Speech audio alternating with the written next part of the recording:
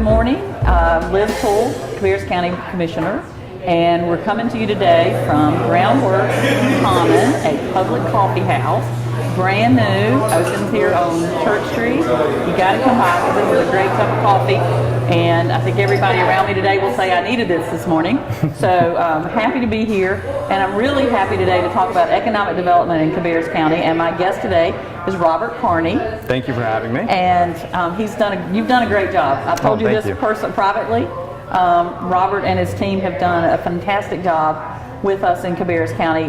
We are, as always, overrun with houses, and so we need as many industries and businesses to come here and to open and to help us all with our tax base. So let me just give you a moment first to introduce yourself and tell everybody how you found Cabarrus County. Well, yeah, I was formerly with Iredale's Economic Development Corporation, Mooresville South Iredale Economic Development Corp. And I was there for about 10 years as their executive director. Had a lot of really good success. We were very blessed, very fortunate. We did about $3.2 billion in new project announcements and about 8,000 new jobs in that time. So, that kind of success, we were really, really impressed. It took a lot of teamwork. But to be frankly honest, I saw what's happening here in Cabarrus County between the county itself, the 5 municipalities. They've all got their independent personality.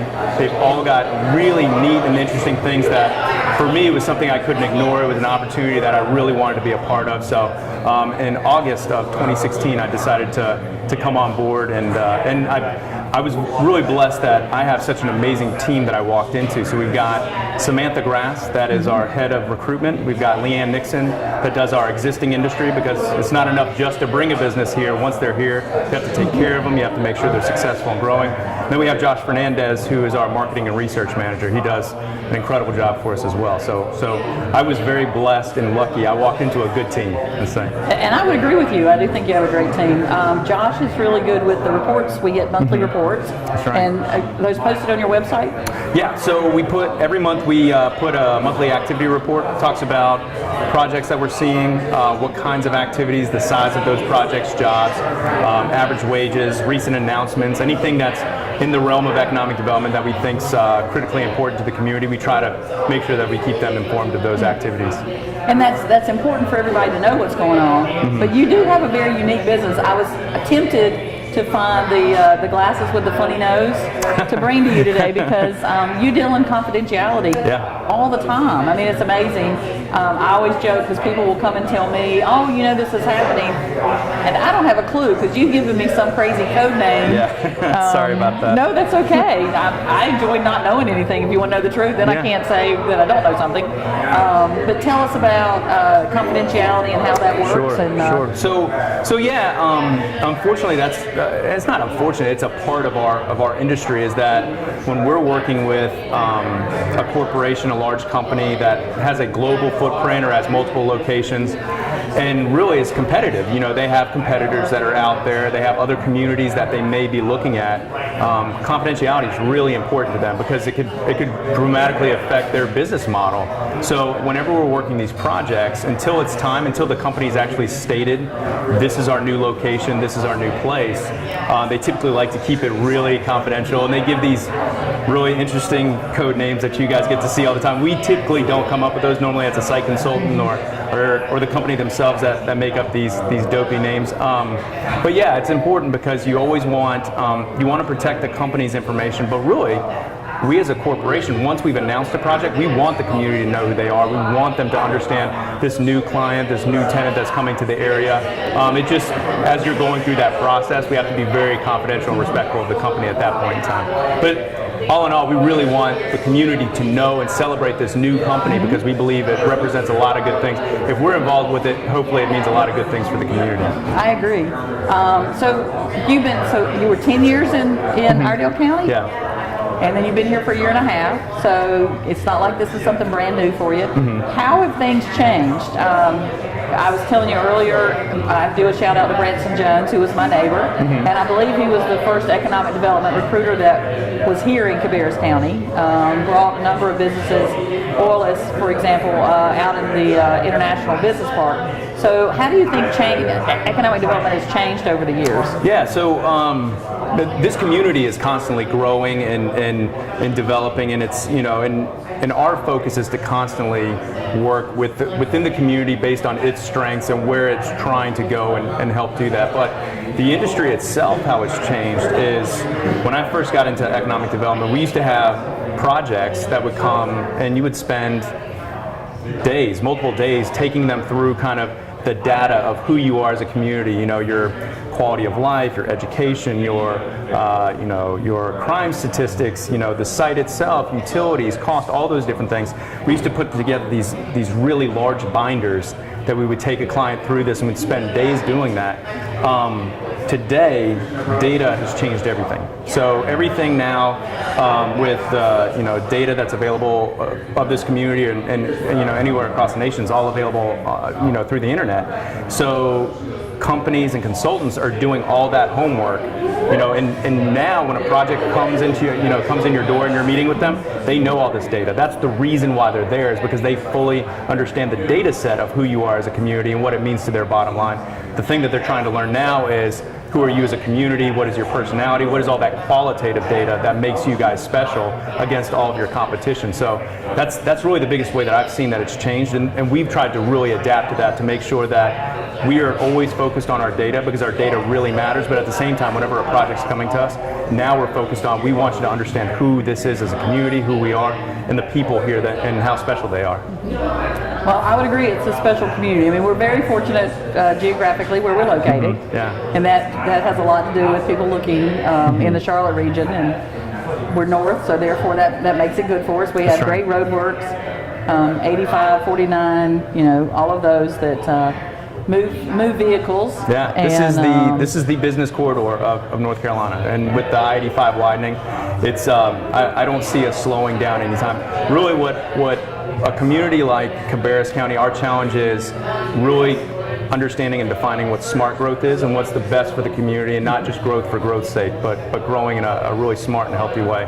And so that's one of the things that we have to challenge ourselves with. Do we have enough property, locations, spec buildings to still attract businesses? Or are we getting flooded? No, we're in a good position. We've got private sector developers that we work with. We've got a great partnership with. We've got the Philip Morris campus that's recently become available. So that's 2,100 acres of development-ready property. So I would say could we be better? Yes, because I think that where we are today, we're serving a very particular type of product to the market, maybe more focused on logistics and distribution, whereas I would like to see product that really puts us in a position for more manufacturing, more advanced manufacturing, more headquarters, high density office. Those are areas where I think that we really need to be focused on going. But I'm saying that to say we're probably ahead of 90% of our competition with regards to product. We're in a much better position than most. That's good to hear. And I agree with you on advanced manufacturing. We are big on logistics, and I would like to see some more diversity in the area. We've lost a few projects that are advanced manufacturing related, I know, over the last few years. But at least we're still trying. That's right. And we do have a good location for that. So you mentioned the Philip Morris Alevo project. Is there activity out there? I mean, people looking at it? Yeah. So with once that facility became available once again, we worked with the ownership group, who is phenomenal. I mean, they've been amazing to work with. They are strategically aligned in terms of, we both want the same things for the community. They are very focused on bringing an employment center type projects to the area. And so from that point, we've already entertained, I want to say 10 large advanced manufacturing projects, and each time, because the Philip Morris campus is so substantial, it's got 3 million square feet on it, on top of the 2,000 plus acres of property. It takes a small army of individuals. We literally have the client in the room, and you have about 25 to 30 individuals that are all presenting on their particular area of expertise on the project. So so to say the least, we've had a lot of activity since that property's become available. We're really excited about what what that could be in the future. I agree with you. I think that'll be great. And downtown Kannapolis, everything's going on up there. I went to the Intimidators, had their opening game last night. That's right. So we're talking about the new stadium. I think they're hoping to break ground in September, I believe is what I was told. So tell me a little bit about downtown Kannapolis. Yeah, that was one of those when I'm talking about what brought me to Cabarrus County. Concord is this amazing community that's growing so fast, got so many opportunities. You've got Midland, you've got Mount Pleasant, you've got Harrisburg that all have got their own very specific personalities and development demands, and that's really exciting. When I saw Kannapolis, I saw a community that was really kind of fully changing and redeveloping themselves, and really had invested heavily in themselves and their redevelopment, and that was really compelling to me when you see a community that comes together and says, no, we've got our challenges. We're going to face and address those head on and really change the whole scope of our downtown. That was very, very telling of the kind of personality that we're seeing here in Cabarrus County. So my hat's off to everybody that's been involved, and I think they're really going to see a lot of success from it. So I'm excited to see that project move forward. And I've already got developers that I'm talking about with that are saying, okay, Robbie, when do we need to have our capital involved and things like that. So those are fun discussions to be having.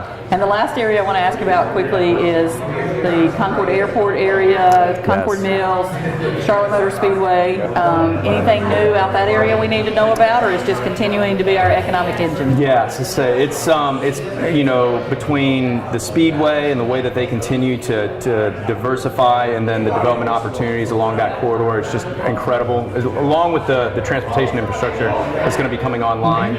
Concord Mills, if you look, every time you look, they're redefining themselves from the retail component to how they add service and entertainment all the time. So that's phenomenal to see. So yeah, you can see, you're going to continue to see large development opportunities, big changes. We announced iFly, that's an indoor skydiving facility earlier last year. And then, at the same time, between the Beacon developers, your Silverman Group, the airport itself. I mean, that's such an amenity and that's such an asset to the business community that they can't ignore it. So you're going to see some large and substantial projects continue to grow out there.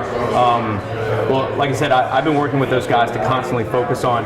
We realize that logistics, you can't have 8 lanes of interstate and not have the logistics and distribution community literally want to be in your backyard. But at the same time, we do want to balance that with industrial manufacturing. So those development groups have been awesome to try to diversify themselves as well into those categories. So it's really been refreshing and fun to see. Well, that's great. I remind people all the time with the road project, there'd be a flyover bridge into the mall. Yeah. So it'll be pain for the next couple years, but then once all that's done, we're all going to be very happy. That's right. So I want to thank you today for spending time with me. Thank you so much. I appreciate it. And I want to do another shout out to Groundwork Common, 410 Church Street North. You need to come here.